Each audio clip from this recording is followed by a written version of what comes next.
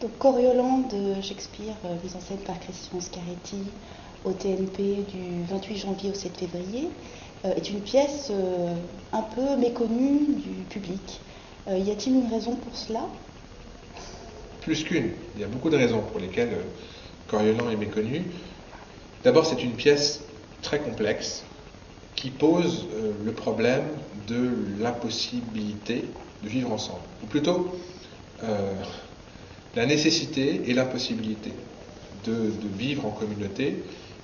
Comment vivre ensemble? Comment construire une harmonie à partir des différences? Comment tenter de résorber des contradictions? Comment trouver la conciliation, la concorde? Voilà. Comment éviter la guerre civile? C'est le cas limite, puisque la pièce commence par un risque de guerre civile.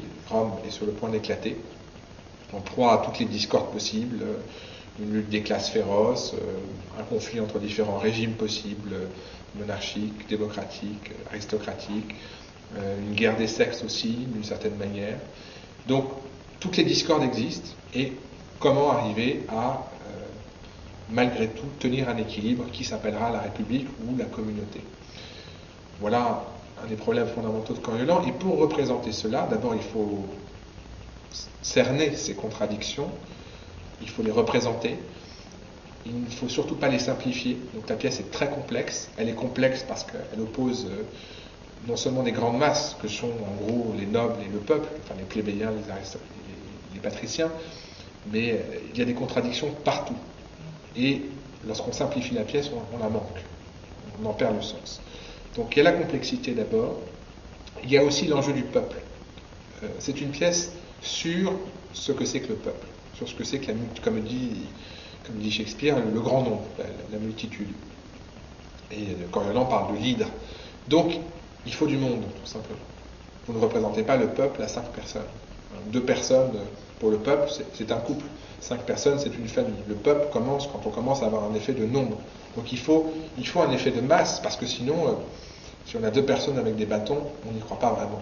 D'abord, il faut qu'il y ait des différences, des tensions, et puis il faut qu'il y ait un effet de masse. Parce que sinon, on ne voit pas le rapport entre le petit nombre des nobles et puis la foule. Donc, ça suppose des moyens, ça suppose une grande troupe. Nous avons 32 comédiens au plateau, qui sont tous des comédiens, pas de figurants. Il y a 2 techniciens en jeu. Donc il faut un grand théâtre, il faut un esprit de troupe, et il faut un esprit épique pour porter cette aventure. C'est du théâtre épique, non pas au sens de Brecht, mais au sens d'une épopée, c'est-à-dire d'un grand récit sur un mythe des origines, puisqu'il s'agit du mythe de la naissance de Rome, de la naissance de la République romaine, qui se fait sur le sang du héros, et sur l'exclusion du héros. Donc, les 2 raisons principales me semblent la complexité de la pièce, son nombre, et puis j'ajouterais une particularité française, c'est-à-dire un attachement pour un certain nombre de tragédies que j'appellerais non pas abstraites, mais en tout cas non historicisées, c'est-à-dire Hamlet, Othello, Macbeth. Oui, je sais bien que Macbeth se passe en Écosse, mais tout ceci est très, très mythique, et Hamlet au Danemark, très, très vague, il n'y a pas de référent historique. Vraiment. En France, on apprécie moins, on représente un peu moins, disons, les pièces historiques de Shakespeare. D'abord, ce n'est pas notre histoire nationale, et puis c'est là aussi très dense. Vous me direz que Coriolan est une pièce romaine, certes. C'est une pièce romaine, mais qui renvoie à des enjeux très shakespeariens, très contemporains de l'Angleterre de Shakespeare. Le passage d'une monarchie à une autre, d'une forme, disons, d'absolutisme tempéré à un absolutisme qui se veut radical. Donc ce sont des enjeux singuliers. Et puis